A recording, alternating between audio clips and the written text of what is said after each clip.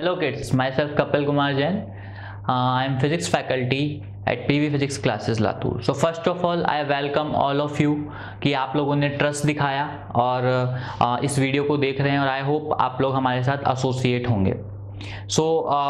मैं आपका जो आप लोगों ने सपना दिखाया आज अपना डॉक्टर बनने का या फिर इंजीनियर बनने का, और उसके लिए जो रिक्वायरमेंट है, जो एग्ज़ाम हमको क्वालिफाई करना है नीट या फिर जेई, उसके लिए क्या रिक्वायरमेंट्स है, किस डायरेक्शन में आपको अप्रोच करना है, कैसे आपको पढ़ना है, उसके लिए मैं आपको आज थोड़ा एड्रेस करूंगा. आपकी जो इश्यूज, जो कॉमन इश्यूज स्टूडेंट्स फेस करते हैं, कैसे आपको उसको टेकल करना है, क्या आपका मेंटालिटी होना चाहिए.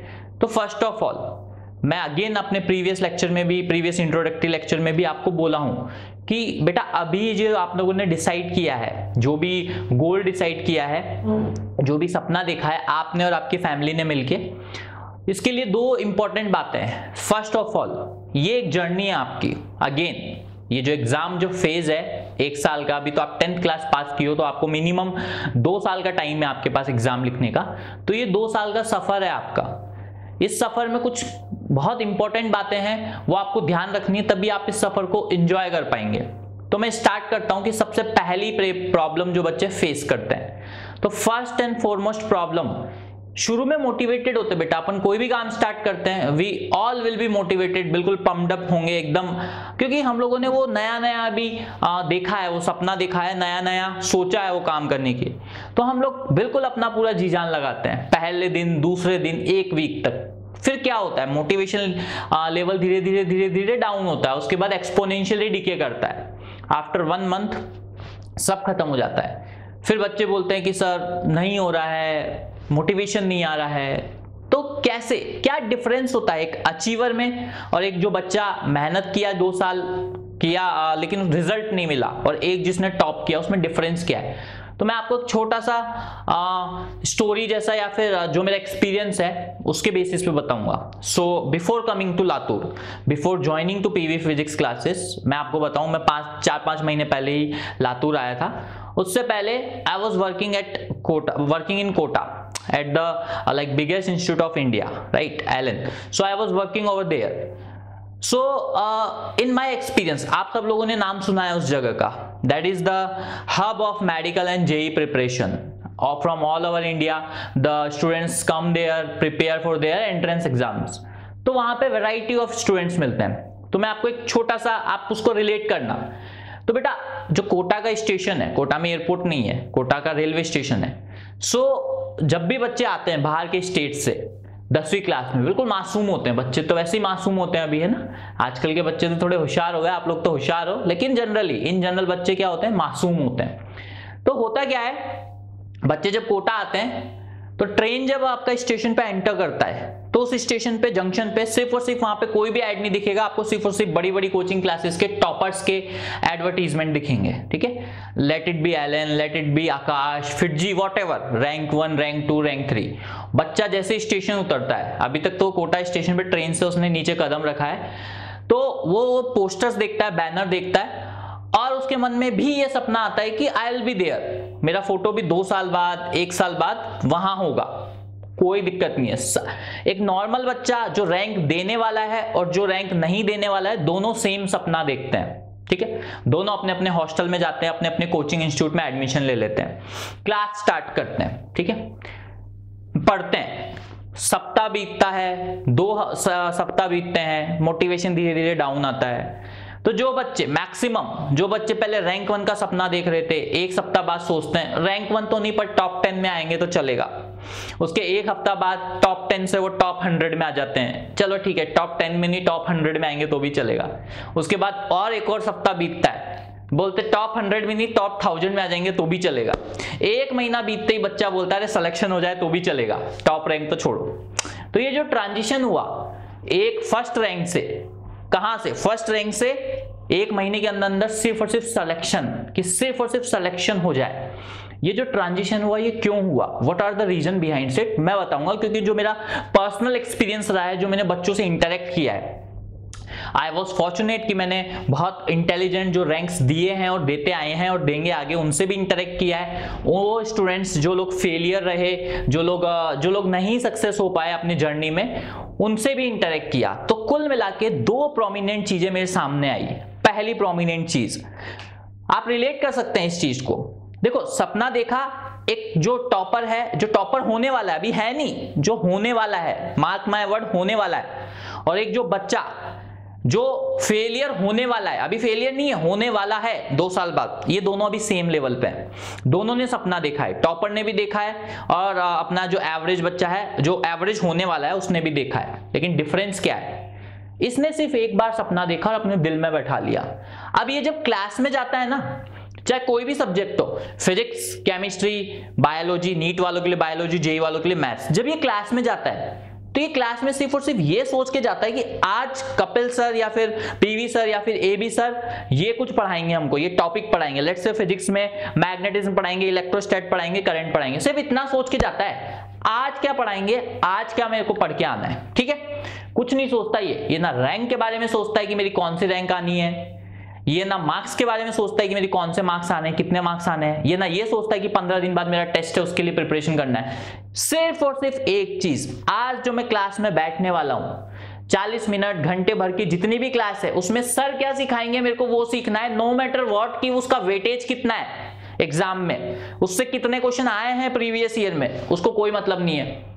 लेकिन जो दूसरा बच्चा है वो अपना मैक्सिमम एनर्जी और मैक्सिमम टाइम ये सोचने में लगाता है कि कितने क्वेश्चन आए हैं, ये इंपॉर्टेंट टॉपिक है कि नहीं है, इससे कितने आते हैं, सर को कितना आता है, मेरी नीट में रैंक कितनी आएगी, 15 दिन बाद जो टेस्ट होगा उसके मार्क्स के बेसिस पे मैं अपनी रैंक डिसाइड करने लग जाता हूं 2 साल बाद की। भाई आपके जो वीकली टेस्ट, पीरियोडिक टेस्ट होते हैं, उसमें क्या होता है, उसमें एक चैप्टर आता है, एक चैप्टर में जितने एक चैप्टर के क्वेश्चन आते हैं, वो क्वेश्चन आपने सॉल्व किए, आपके 140 मार्क्स आ गए, लेट्स से फिजिक्स में 180 में से, आप सोचते हैं उस दिन नीट में भी 140 आ जाएंगे, लेट्स से आपके 60 मार्क्स आ गए, आप सोचते हैं नीट में भी 60 आएंगे, मैं तो फेल हो गया।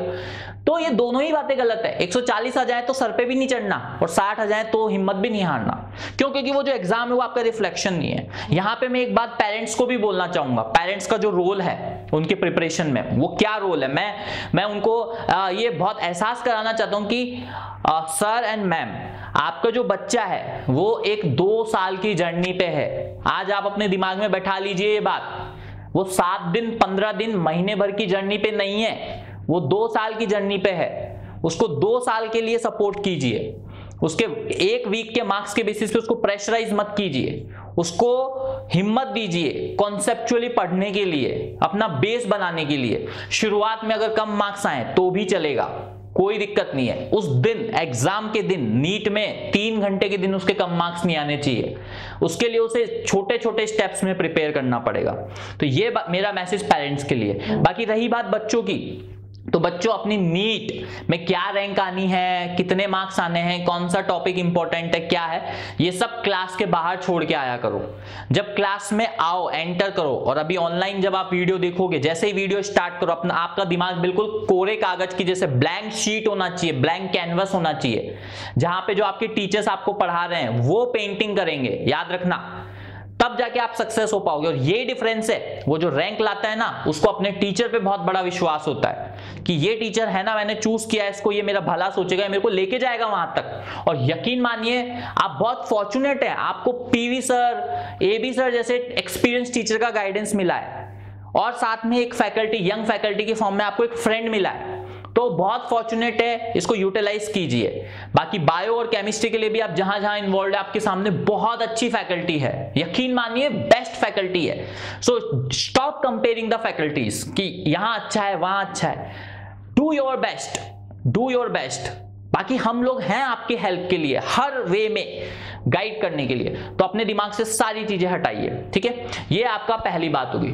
दूसरी बात रिगार्डिंग सब्जेक्ट, फिजिक्स सब्जेक्ट, तो ये स्पेशली जो मैसेज है ना मेरा, वो नीट एस्पिरेंट्स के लिए है। अभी नीट का पेपर बेटा 720 मार्क्स का होता है, सबको पता है। 360 मार्क्स आपके बायो के हैं, 180 मार्क्स आपके केमिस्ट्री के हैं, 180 मार्क्स आपके फिजिक्स के हैं। तो जनरल टेंडेंसी क्या है, जो मैंने अपने पिछले 3-4 महीने में यहां आके देखा है, वो बायो को बहुत ज्यादा इंपॉर्टेंस देते हैं क्योंकि उसके 360 मार्क्स है, केमिस्ट्री को उसके बाद सेकंड नंबर पे रखते हैं, और फिजिक्स को जस्ट कि 100 आ जाए, 80 आ जाए तो भी चलेगा। क्यों बेटा, क्यों 100 आ जाए, क्यों 80 आ जाए, क्यों चलेगा? 10वीं क्लास में हो ना आज, तो आप 10th क्लास में हो ना। 10th क्लास पास किया, आज 11th में जा रहे हो ना, क्यों अपनी मेंटेलिटी ऐसे रख रहे हो पहले दिन से? ये सोचो ना 180 में से 180 क्यों नहीं आएंगे? समझ रहे बात को? मार्क्स काटेगा कहां एग्जामिनर? ऐसा कौन सा क्वेश्चन है जो मुझसे नहीं होगा? उस तरीके से प्रिपेयर करो। अब बहुत ब्यूटीफुल सब्जेक्ट है फिजिक्स जो है बेटा, सो ब्यूटीफुल सब्जेक्ट की मतलब आप अपनी डेली लाइफ को पूरा रिलेट कर सकते हैं। तो फिजिक्स के बारे में मैं ज्यादा कुछ नहीं बोलूंगा क्योंकि वो तो हमारी लाइफ का इंटीग्रल पार्ट है, आपके आसपास फैला हुआ है, आपको दिखाई देता है, आपको महसूस होता है। तो इतना ब्यूटीफुल सब्जेक्ट है, उसको उतनी वैल्यू दीजिए, इंपॉर्टेंस दीजिए, और उसी को नहीं बाकी तीनों सब्जेक्ट को। आप सोचते ही क्यों है कि मेरे को इसमें इतने लाने, इसमें इतने लाने? आपका तो सिंपल है, आपको क्लास जाना है, टीचर जो पढ़ाए रेगुलर प्रैक्टिस करना है। तो मेरा आपसे सिर्फ और सिर्फ इतना ही कहना है, इतनी ही रिक्वेस्ट है कि कंसिस्टेंट रहो, हर दिन का काम हर दिन खत्म करो। दूसरा जो तीसरा जो सबसे इंपॉर्टेंट है, टाइम टेबल। सो टाइम टेबल कैसे बनाए बेटा? Time table, what is time table? क्या होता है टाइम टेबल? मैंने भी अपनी लाइफ में बहुत सारे एग्जाम्स की प्रिपरेशन की है, ठीक है, बहुत जेई की प्रिपरेशन की, उसके बाद और भी CSIR की प्रिपरेशन की, यूपीएससी के लिए प्रिपरेशन की। मैं खुद टाइम टेबल फॉलो नहीं कर पाया अपनी लाइफ में कभी भी। लेकिन सबसे इंपॉर्टेंट बात, टारगेटेड स्टडी। टारगेटेड स्टडी मतलब देखो, दो बातें बताता हूं। आज आपके सामने लेट्स से बायो का एक लेक्चर डिलीवर हुआ, फिजिक्स का एक लेक्चर डिलीवर, केमिस्ट्री का एक लेक्चर डिलीवर हुआ, करना है आपको आजाद में खत्म। वो अभी चाहे आप उसको लग के 2 घंटे में खत्म करके अपना पूरा दिन मस्त एंजॉय करो, या फिर 5-5 मिनट इधर घूमे उधर घूमे, इधर गए उधर गए करके वो टाइम वेस्ट करो। तो मैं तो ये प्रीफर करूंगा कि आज जो काम करना है उसको खत्म करके अपना दिन वहां पे स्टॉप करो, उसके बाद जो आपका हॉबीज हैं वो आगे कंटिन्यू करो। आप लोग कहते हैं ना हम लोग सब 12-12 घंटे पढ़ते हैं, 15-15 घंटे पढ़ते हैं, फिर भी रिजल्ट नहीं आता। बेटा मैंने ऐसे बच्चे देखे हैं अपने छोटे से टीचिंग कैरियर में, ज्यादा एक्सपीरियंस नहीं हुआ है, ज्यादा समय नहीं हुआ है, लेकिन जो भी 2-2.5 साल का मेरा टीचिंग कैरियर का एक्सपीरियंस रहा है, उसमें मैंने रैंक 1 नीट रैंक 1 से इंटरेक्ट किया है, जो लास्ट ईयर था आपका, IIT JEE रैंक 1 से इंटरेक्ट किया है, and they all had hobbies. वो डेली उनका जो हॉबी था, चाहे वो बैडमिंटन खेलना हो, चाहे वो क्राफ्टिंग हो, उसको परस्यू करते थे, and still they got rank 1। toughest exam in IIT JEE Advanced, the student got rank 1। NEET में भी रैंक 1 आया नलिन का लास्ट ईयर, एम्स में रैंक 1 आया भाविक बंसल। तो ये सारे जो बच्चे थे, इन्होंने ऐसा नहीं अपनी जिंदगी पूरा अपना वो 2 साल लगा दिए, कमरे में बंद कर दिया 15-15 18 घंटे पर। इवन जो अपने इंडिया का बेस्ट हाईएस्ट रेपुटेड एग्जाम है यूपीएससी का, उसके जो टॉपर्स है वो भी नहीं करते हैं, लेकिन वो टारगेटेड स्टडी करते हैं। टारगेटेड मतलब अपना टारगेट फिक्स करते हैं, उसके बाद जितना उनका खत्म हो जाता है उसके बाद अपना डे वो नॉर्मली यूटिलाइज करते हैं, ठीक है। तो अपना इसी तरीके से क्रिस्टल क्लियर माइंड रखते हुए, सारे सब्जेक्ट्स को इक्वल इंपॉर्टेंस देते हुए, लर्निंग एटीट्यूड रखते हुए, एग्जाम तो 2 साल बाद होना है ना आपका। आज की तारीख में, आज जब मैं आपको पढ़ाऊंगा तो वो आज पढ़ा रहा हूं, उसका एग्जाम तो 2 साल बाद होना है ना नीट का, तो आज आपका, तो क्यों आज उसके बारे में सोच के आप बस अपना दिमाग खराब करते हैं, अपना टेंशन लेते हैं? आपको सोचना ही नहीं है, आपको तो ये सोचना है आज कपिल सर ने ये पढ़ाया, मेरे को ये खत्म करना है, बस खत्म हो गया ना काम आपका। तो ये ब्रिक बाय ब्रिक, छोटी छोटी ईंटें जमाते हुए आपका बिल्डिंग बन जाएगा बेटा, लेकिन फाउंडेशन स्ट्रांग रखना। जितनी भी बड़ी बड़ी बिल्डिंग्स देखते हो ना आप, उसका फाउंडेशन बहुत स्ट्रांग होता है, तब जाके वो बड़ी बिल्डिंग खड़ी होती है। तो यही है मेरा best wishes from my side. बस एक प्रॉमिस कर रहा हूं मैं अपनी साइड से कि आपको हमारे फ्रंट से किसी भी वे में कोई भी कमी महसूस नहीं होगी, चाहे वो वीडियो लेक्चर्स हो, चाहे वो स्टडी मटेरियल हो, चाहे वो क्वालिटी टेस्ट हो, चाहे वो सपोर्ट हो, ऑनलाइन सपोर्ट हो, डाउट सपोर्ट हो, एवरीथिंग आपको मिलेगा पीवी फिजिक्स क्लासेस से। ये मैं पर्सनली आपको गारंटी कर रहा हूं यहां पे। तो बस अपना आपका जो है कदम बढ़ाने की देर है, अपना जो आउटपुट है, एफर्ट है, वो ईमानदारी से देने की देर है बस। तो thank you all, I hope आप सब लोग मेरी इन बातों को ध्यान में रखेंगे। फिर आप लोगों के लिए कुछ 2 लाइनें लिखी है मैंने, तो मैं वो बोलूंगा। तो लाइनें कुछ इस प्रकार से, मत बैठ आशिया में परों को समेट के, मत बैठ आशिया में परों को समेट के, कर हौसला खुली फिजाओं में उड़ान बढ़ने का। तो ये लाइनों का मतलब है कि मत बैठ आशिया में, आशिया मतलब जो अपना घर होता है, घोंसला होता है उसमें। तो अपने आप को एक पक्षी मानते हुए मैं लिख रहा हूं ये कि जो अपने घोंसले में अगर मैं बैठ जाऊंगा तो मैं कभी उड़ नहीं पाऊंगा। तो वो जो पर है, मेरे पंख है, उनको फैला के उड़ने का मेरे में हिम्मत होना चाहिए, ना कि अपने घोंसलों में बैठने का। फिर अगली लाइन है कि कर हौसला खुली फिजाओं में उड़ान भरने का। तो ये पूरा जो दुनिया है आपके लिए ओपन है, जाइए, ग्रैब कीजिए, अपने टैलेंट, अपनी मेहनत से सब कुछ मिलेगा। दुनिया आपसे कभी भी छीनेगी नहीं, आपको देगी, लेकिन जरूरत है आपको अपनी मेहनत करने की। आप दुनिया को अपना हार्ड वर्क दिखाइए, अपनी मेहनत दिखाइए। सफलता, fame, name, everything will be with you, you will have everything. So best of luck. Thank you. Bye bye. Hi my dear students and parents, myself AB sir, I am physics faculty. Today I am going to tell about what is physics. Physics is a nature, whatever you observe around yourself, that is called as a physics. बच्चों, आज कुछ physics के लिए कुछ बात बताना चाहता हूं। वो दिन और रात का बनना, वो गर्मी और ठंडी हवा का होना, वो बारिश का बरसना, इंद्रधनुष का होना, समुद्र के लहरें, ज्वालामुखी का फटना, बच्चों यही तो है फिजिक्स। मैं फिजिक्स को 2 पार्ट्स के अंदर डिवाइड करूंगा, एक यूनिफिकेशन और एक reductionism. Unification means whatever the concepts are there, all the concepts are taken into that one concept, one branch, whatever that big problem is there, and that is simplified into that a simple concept called as reductionism. अगर तुम देखें जो stone का नीचे गिरना, pendulum का oscillate होना, moon का रिवॉल्व होना, that is comes under that gravity.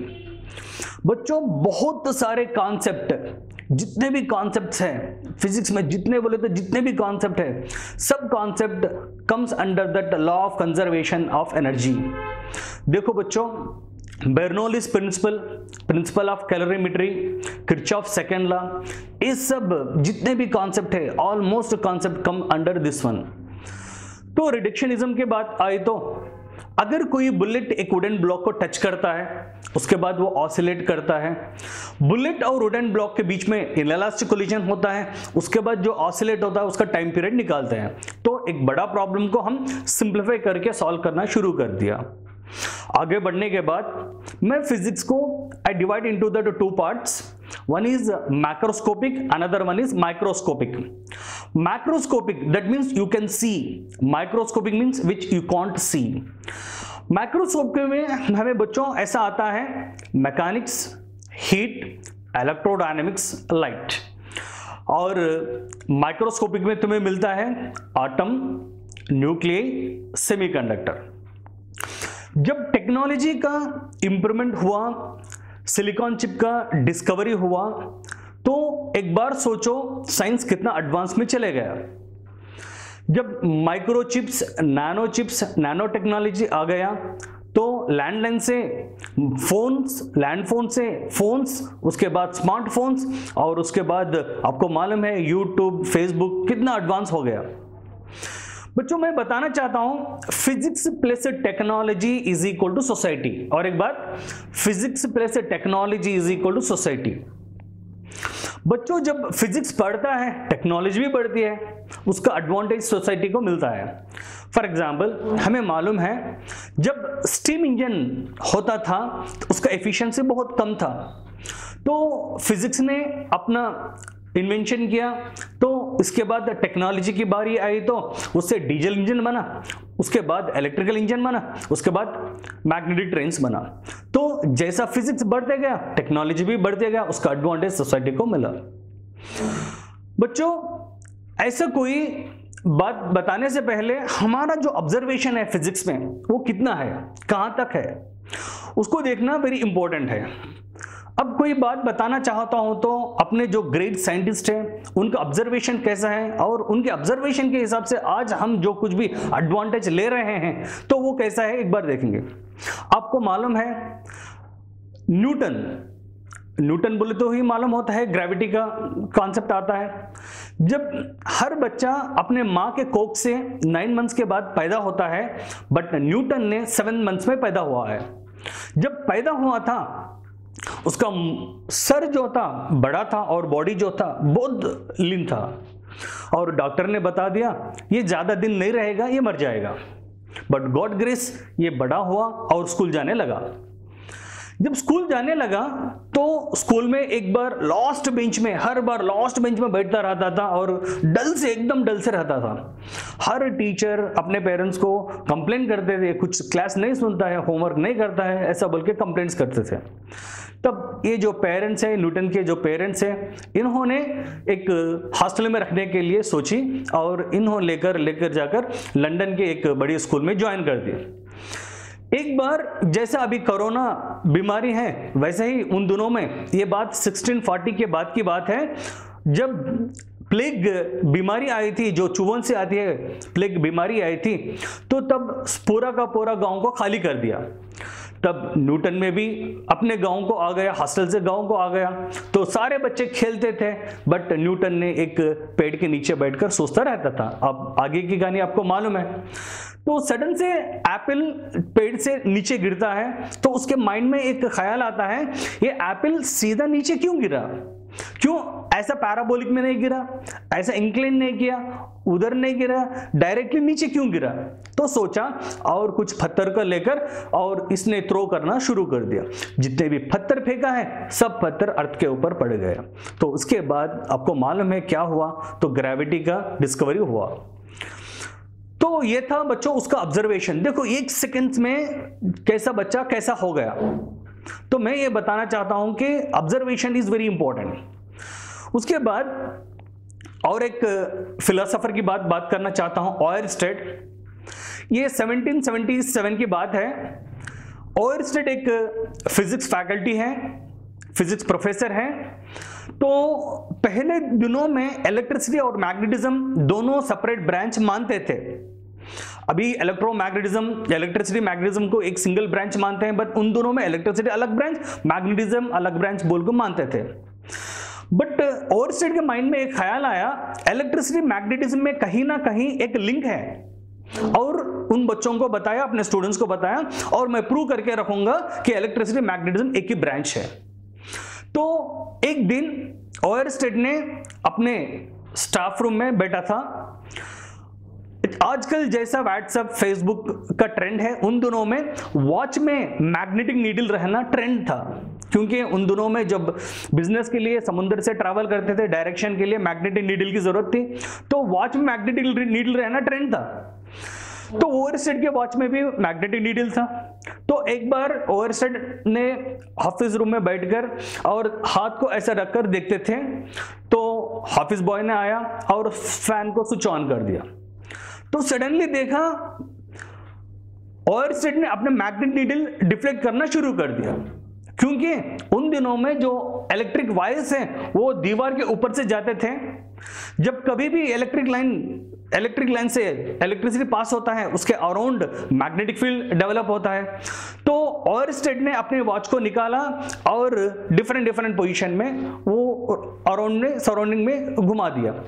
तो डिफरेंट डायरेक्शन में मैग्नेटिक नीडल डिफ्लेक्ट करना शुरू कर दिया। तो इससे बात मालूम हुआ उसको, यस, जब कभी भी whenever the electricity pass through the conductor, around the current carrying conductor magnetic field will be produced. That means electricity, magnetism, they are interrelated with each other. उसके बाद मालूम है आपको, उसके बाद क्या हुआ, इलेक्ट्रोमैग्नेटिज्म का टॉपिक आया। बच्चों ऐसे ही अगर हम देखते हैं तो इनका जो ऑब्जर्वेशन था, तो उनका ऑब्जर्वेशन, उनका फोकस सिर्फ और सिर्फ कुछ डिस्कवरी करने का था, तो इसलिए वो सक्सेस हो गए। तो मैं फिर बताना चाहता हूं, whatever you observe around yourself that is called as a physics. बच्चों नहीं मालूम कि तुम आगे जाकर क्या बनोगे, एक किस्मत का खेल है, और इसको ऑब्जर्व करते रहो। तुम्हारे सराउंडिंग जो कुछ भी होता है तो तुम ऑब्जर्व करते रहो, तो डेफिनेटली एक दिन तुम्हारा भी आएगा कि तुम्हारा नाम रोशन होगा। ऐसे ही और एक पर्सन के बारे में डिस्कस करना चाहता हूं, पाइथागोरस। पाइथागोरस मीन्स आपको मालूम है ट्रिग्नोमेट्री याद आती है। तो ऐसा कोई फॉर्मूलास अगर हम करना चाहते हैं ट्रिग्नोमेट्री में, तो पाइथागोरस रूल लेकर ही करते हैं। तो एक बार पाइथागोरस अपने घर से बाहर निकलने गए, जंगल के ओर निकलने गए, तो एक मंजर को देखा, एक सिचुएशन को देखा। एक मोर था मोर की बात आए तो अगर स्नेक किसी को भी ठसता है तो वो मर जाता है, बट अगर स्नेक मोर को, पिकॉक को ठसता है, काटता है, तो वो मोर, पिकॉक नहीं मरता, वो गॉड का क्रिएशन है। जब कभी भी मोर स्नेक को देखता है बहुत खुशी से डांस करना लगता है, क्योंकि उसको उससे खेलना बहुत पसंद है। तो पाइथागोरस ने देखा मोर अपने पोजीशन से ऊपर उड़ता है और सांप को ठसने की कोशिश करता है। तो पाइथागोरस ने दूर से ऑब्जर्व किया ये मोर कितना हाइट उड़ रहा है और मोर और स्नेक के बीच में डिस्टेंस कितना है और ये कैसा इसको ठस रहा है। उसके माइंड में एक कॉन्सेप्ट आया, तो उसने एक ट्रायंगल बना दी। तो आपको मालूम है, तो वो ट्रायंगल था right angle triangle, hypotenuse, opposite, adjacent side. तो इससे एक लॉ बना। तो उसके बाद ट्रिग्नोमेट्री का रेवोल्यूशन हुआ और जो कुछ भी हम यूज कर रहे हैं ट्रिग्नोमेट्री में, ये सब उसका बदौलत है। बच्चों, पाइथागोरस रूल के अलावा बहुत सारे डेरिवेशंस हैं जो ट्रिग्नोमेट्री को डिराइव कर सकते हैं। बट क्वेश्चन ऐसा है, क्यों पाइथागोरस ही फेमस है? पाइथागोरस उसने अपने डेरिवेशन में very simple, very friendly relations बनाया है, तो सो दैट हर स्टूडेंट्स को समझ में आता है। दो रिमेनिंग जो कुछ डेरिवेशंस है वो बड़े कॉम्प्लेक्स डेरिवेशंस है, इसलिए वो फेमस नहीं हुए और ये फेमस हो गए। तो मैं ये बात बताना चाहता हूँ बच्चों, हर बच्चों का ख्वाब रहता है, हर माँ बाप का ख्वाब रहता है।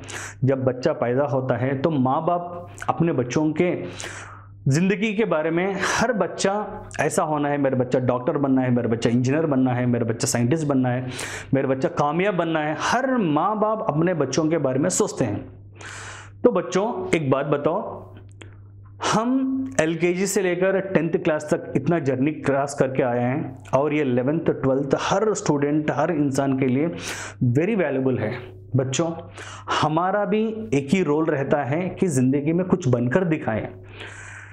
जीना मरना हर कोई करता है। जब हम मरते हैं तो ऐसा मरना है कि हमारा जो नेम हिंदू पेपर में आए। इसका मतलब हम इतना फेमस होना है कि अपना न्यूज़ हिंदू पेपर में आए।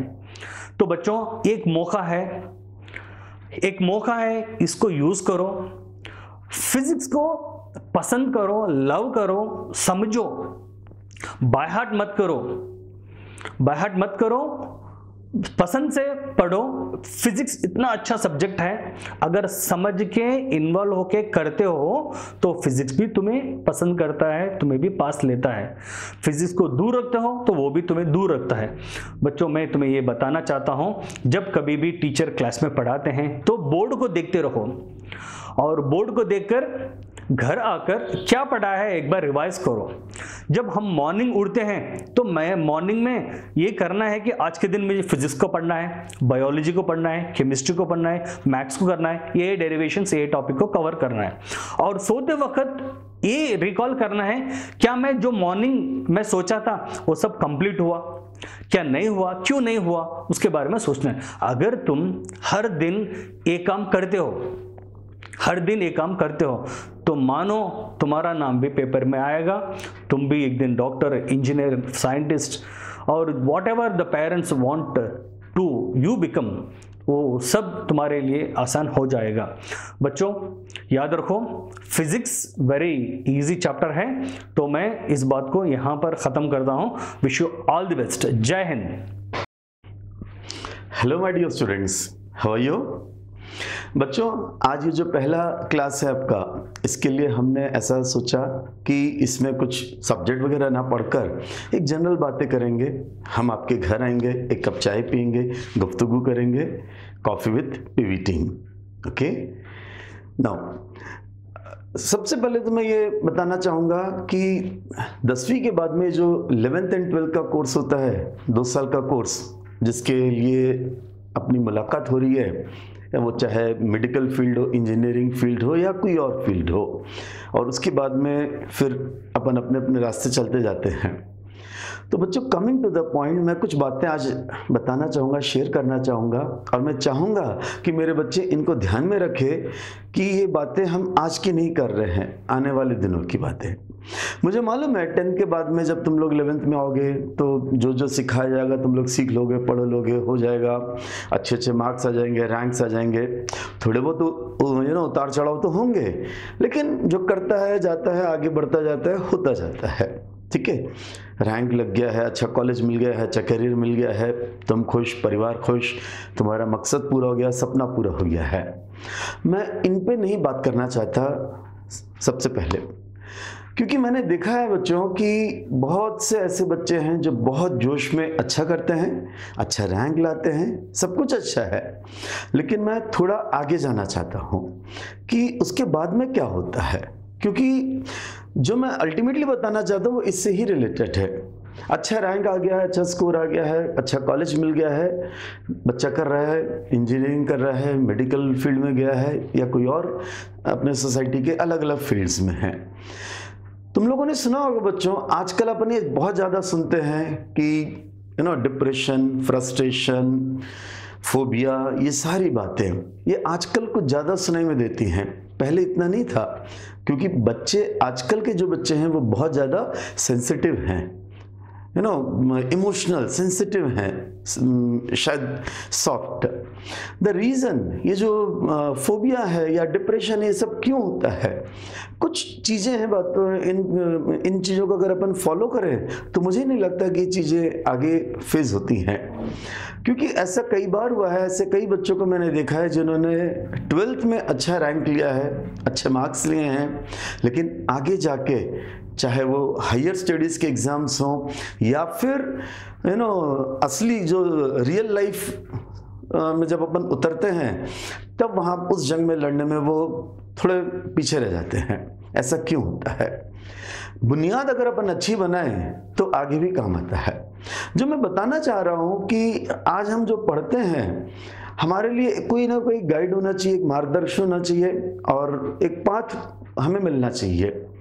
बच्चों, पढ़ाई करते वक्त हम जो भी टीचर्स बचपन से लेकर आज तक या आगे भी कहीं पर भी, वो एक मार्गदर्शन है बस। वो मार्गदर्शक के रूप में तुम्हारे सामने हैं, गाइडलाइन कि करना क्या है, होता क्या है, कॉन्सेप्ट क्या है, द कंटेंट।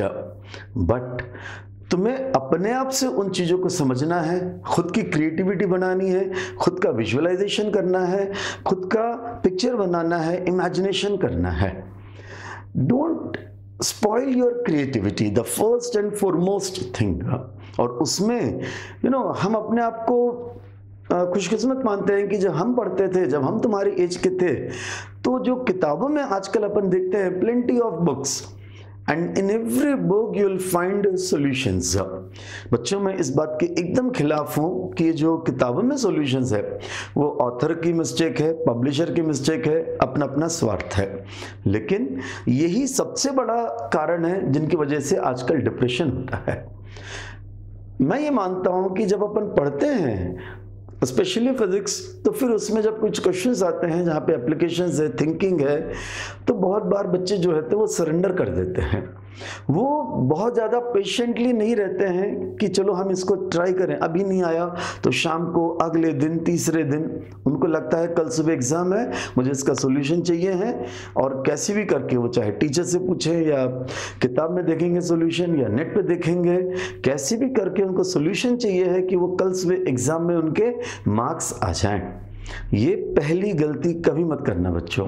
मार्क्स के लिए कभी मत भगना, सब्जेक्ट को समझो। नहीं आया ना, जान दो, हमें मार्क्स आज नहीं चाहिए, हमें मार्क्स मेन एग्जाम में चाहिए हैं।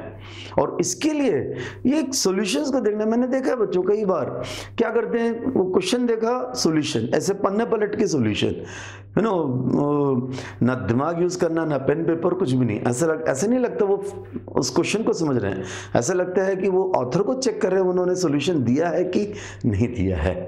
पन्ने पलटे देख लिया, अच्छा ऐसा होता है, ऐसा होता है, बस गलत। सॉल्यूशंस तो देखने ही नहीं हैं, है ना, जब तुम्हारे पेरेंट्स ने पढ़ाई करी होगी, कोई किताबों में सॉल्यूशंस नहीं थे, हमारे पास में कोई टीचर अवेलेबल नहीं होता था, नेट तो था ही नहीं, किताबों में सॉल्यूशंस नहीं थे, बहुत ज़्यादा हो गया तो दोस्तों से पूछ लिया। और यही एक रीज़न है कि हम लोग कुछ थोड़ा बहुत सीख चुके हैं, सीख लिया है। यही करना है, थोड़ा टाइम जाए, पेशेंटली रहना चाहिए, उसको सब्र होना चाहिए और खुद से करने की आदत लगनी चाहिए। बहुत बार हम क्वेश्चन का आंसर समझ जाते हैं, सॉल्यूशन समझ जाते हैं और फिर एग्जाम में मार्क्स आ जाते हैं, और कई बार तो ऐसा होता है कि मेन एग्जाम भी हो जाता है। और ये जो डिपेंडेंसी की आदत हमें लग जाती है, और ये आदत होती है कि आगे जाके हमें दिक्कत होती है कि हमने किसी ना किसी सहारे को ढूंढ लिया था, हम सेल्फ इंडिपेंडेंट नहीं बन रहे थे। हमें अपने आप को अंदर से बढ़ाना है। कोई भी आदमी बड़ा नहीं हो सकता बाहर से, जब तक वो अंदर से बड़ा ना हो। तुम्हें अपने आप को अंदर से बड़ा बनाना है। तुम्हें सिर्फ ये 2 साल के बाद कॉम्पिटिटिव एग्जाम नहीं जीतना है, तुम्हें जिंदगी की जंग जीतनी है। बचपन में जब तुम 10th में आओगे, पेरेंट्स ने कहा होगा कि बच्चों बेटा पढ़ ले, ये जिंदगी का पहला पड़ाव है, और ये निकल गया तो जिंदगी सेट हो जाती है। 10th क्लास अपन इसी बहकावे में आके अच्छे से पढ़ लेते हैं, फिर कहते बेटा 2 साल पढ़ ले, ये इंटरमीडिएट हो जाए या 12th हो जाए और अच्छा करियर बन जाएगा। फिर कहते बेटा इंजीनियरिंग हो जाए, मेडिकल हो जाए, डॉक्टर बन जा। बच्चा ये सब वो जो बोलते ना, वो अपनी जगह सही है, लेकिन ज़िंदगी की हकीकत ये है कि ये कभी रुकती नहीं है। ये तुम्हारा पहला पड़ाव या दूसरा पड़ाव ऐसा नहीं होता है। ज़िंदगी हर दिन एक जंग है, हर दिन अपने को मेहनत करती रहनी पड़ती है। मेरे माता पिता ने भी कहा था, मैंने भी माना, लेकिन आज भी मेहनत करती रहना पड़ता है। और ये जो सब्जेक्ट होता है उसको समझना चाहिए, उसको एंजॉय करना चाहिए, उसका लुफ्त उठाना चाहिए। उसको एक बर्डन नहीं होना चाहिए कि ये मेरे को एक मजबूरी है, मुझे पढ़ना है, मुझे एग्जाम के लिए क्लियर करना है। अरे क्या मालूम जो तुम पढ़ रहे हो वो नहीं आए, अगर हम एग्जामिनेशन पॉइंट ऑफ व्यू से पढ़ेंगे। इसलिए पूरा सब्जेक्ट उसके तह तक समझकर उसको अपन पिक्चर देखते हैं तो उसको समझते हैं, तो अपने को एंजॉय करते हैं। जब पूरी चीज़ें समझ में आ जाती है, लिंक लग जाता है। अगर अपन 10-15 मिनट के लिए भी बाहर चले गए, लिंक टूट गया तो फिर मज़े नहीं आती है। तो ये भी वैसी है, उसको समझ कर लो हो क्या रहा है, बड़ा सिंपल है और इससे बच के नहीं जा सकते, चाहे वो इंजीनियरिंग फील्ड हो या मेडिकल फील्ड हो, दोनों में फिजिक्स इंपॉर्टेंट है। When it is unavoidable you can not escape, and escapism is never the solution of any problem, and every problem has a solution. हमें पता चले या ना चले, every problem has a solution, तो हमें उसे ढूंढना है। तो सबसे पहले बच्चों, जब तुम आगे बढ़ोगे तो जो जो पढ़ाया जाएगा, सिखाया जाएगा, उसको खुद से पढ़ना है, अपने आप से उसको समझना है कि जो पढ़ाया गया है उसका एक्चुअल मीनिंग क्या है, कहना क्या चाह रहे हैं, हो क्या रहा है। विजुअलाइजेशन पहला, लर्निंग जिसको कहा जाता है। आइंस्टीन जैसे महान साइंटिस्ट ने कहा, he knows only the drop of an ocean. अगर उन जैसे व्यक्ति को समुंदर का सिर्फ एक बूंद मालूम है तो फिर अपन कहाँ।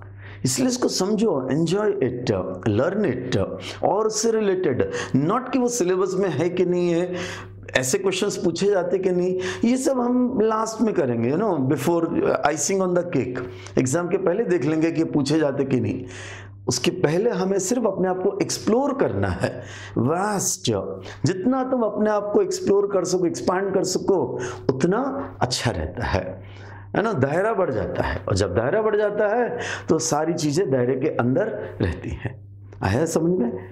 And then second thing is have faith in God, have faith in parents, have faith in teachers, have faith in yourself. देखो, ये तो बात मानते हो ना कि सोचने से तमन्नाओं का शहर नहीं मिलता, चलना पड़ता है मंजिल को पाने के लिए। तो तुम्हें चलना तो पड़ेगा ही, मेहनत तो करनी पड़ेगी।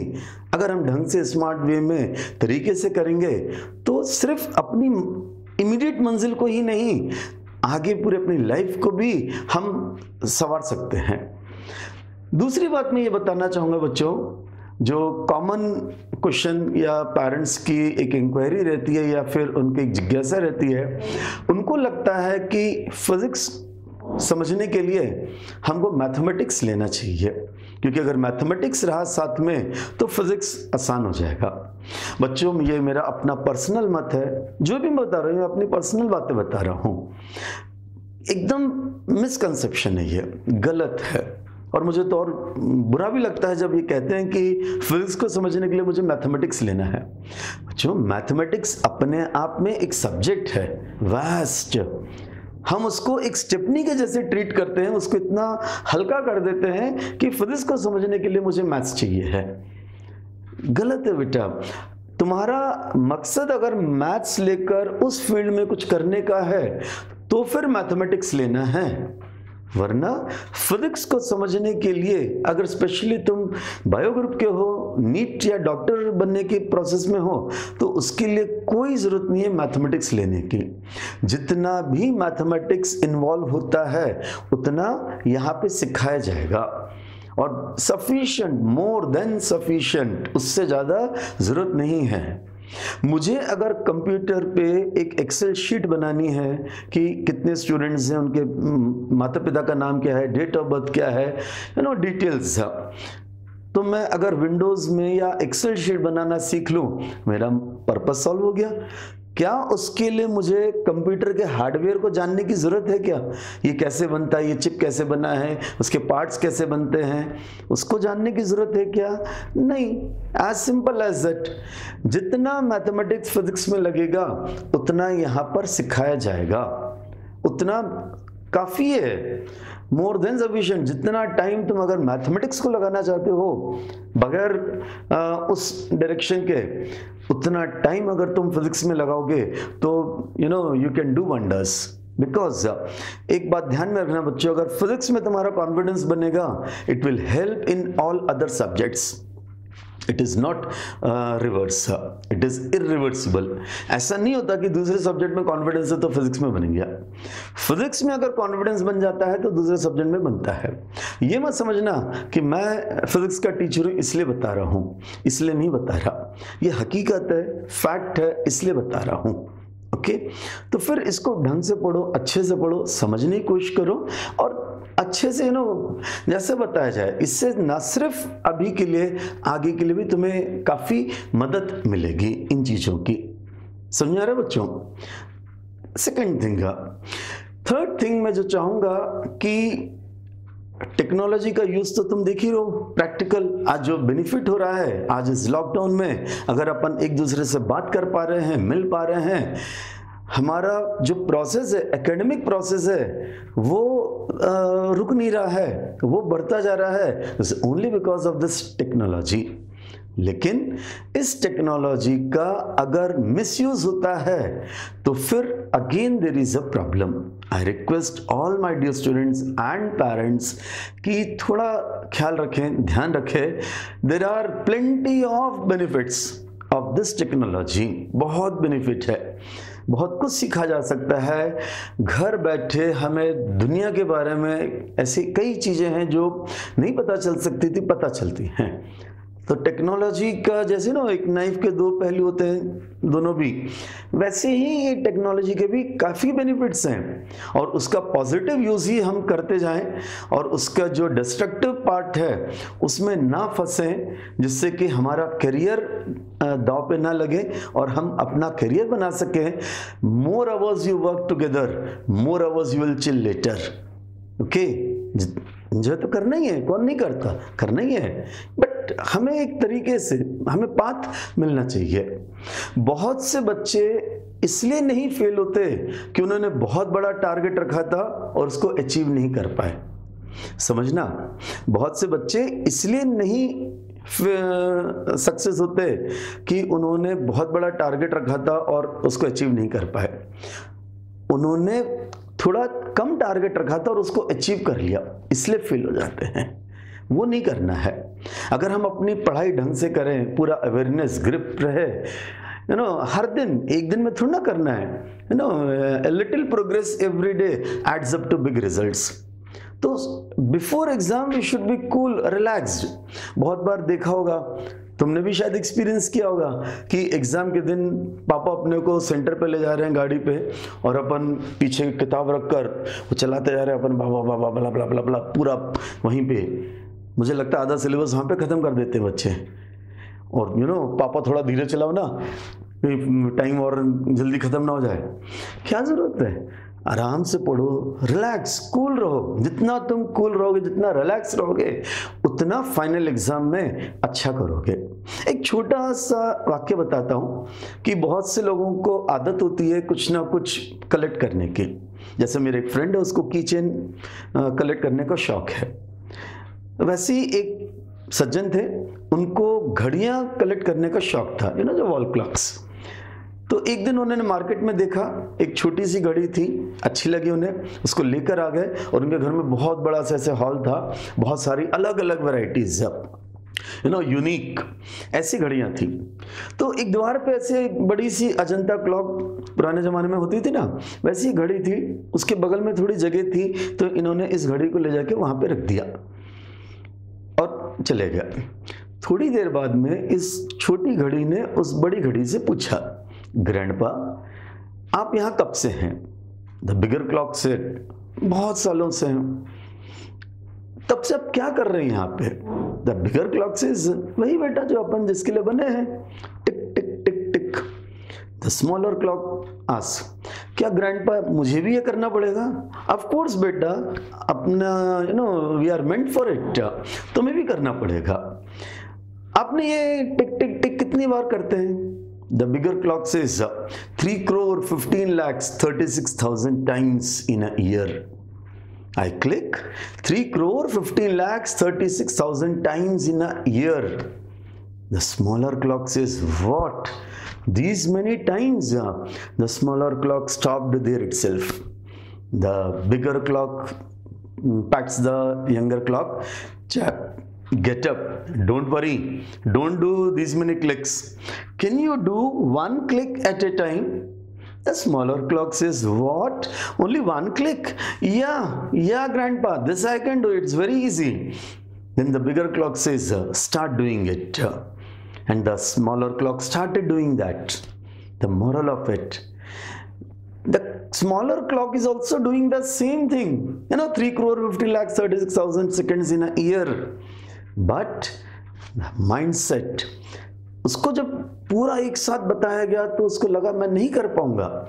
और वही थोड़ा थोड़ा थोड़ा, यही है बेटा, हमें कौन सा एग्जाम जो है आज लिखना है, कल लिखना है। It's a gradual process, it's not 100 metre race कि ट्रिगर दबाया और पलकों में रेस खत्म। It's a marathon, long marathon. 2 साल का कोर्स है ये, 2 साल का सिलेबस, 3 सब्जेक्ट्स, चाहे वो मेडिकल फील्ड हो या इंजीनियरिंग फील्ड हो। तो हमें, और इन सब का निचोड़ 3 घंटे में निकलता है। जो भी हम पढ़ेंगे 2 साल, 3 सब्जेक्ट्स, उसके आउटपुट के लिए हमको सिर्फ मिलते हैं 3 घंटे, 3 आवर्स मेन एग्जाम। तो उन 3 घंटों में इन सब का निचोड़, तो फिर हमें वहाँ पे प्रॉम्प्ट, मतलब चीज़ें अपने टिप्स पे रहनी चाहिए। और जब टिप्स पे रहती हैं तो हमें वहाँ पे सिर्फ अप्लाई करने के लिए थोड़ा सोचना पड़े, रिकलेक्ट करने के लिए नहीं।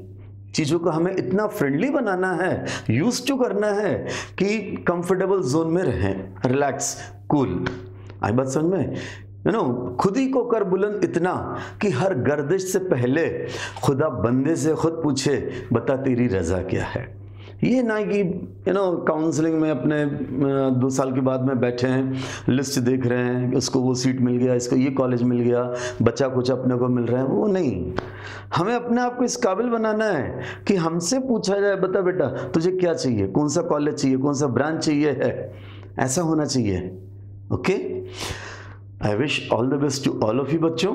और मैं चाहूँगा कि अच्छे से एक राइट डायरेक्शन में लाइफ को एंजॉय करते हुए, मैं ये नहीं कह रहा हूँ कि सब बंद कर लो, it's a part and parcel of life, लेकिन हमारा मकसद क्या है, फोकस क्या है, हम चाहते क्या हैं, ये चीज़ों को ध्यान में रखते हुए wish very best of efforts to all of you. And एक गालिब के 2 लाइन ये आ रहे हैं, 2 पंक्तियां मैं कहना चाहूँगा कि कौन कहता है आसमां में सुराख नहीं हो सकता, कौन कहता है कि आसमां में सुराख नहीं हो सकता, एक पत्थर तो तबीयत से उछालो यारों, चलो फिर साथ मिलके चलते हैं और अपने ज़िंदगी को संवारते हैं। Thank you, all the best. तो बच्चों, ये थी हमारी टीम। अभी मुझसे पहले मेरे दो जो भाइयों ने आपसे बात करी, Kapil sir and AB sir ने। मैं एक ब्रीफ में बताना चाहूँगा कि कल से आपके सेशन स्टार्ट हो जाएंगे और पहले अपन बेसिक मैथमेटिक्स लेंगे, जिससे कि जो मैथमेटिक्स का फोबिया है वो ना रहे, और जो भी जितनी मैथमेटिक्स अपने को फिजिक्स को अप्रोच करने में लगते हैं उतना अपन सीखेंगे, और उसके बाद में will jump into the actual physics part.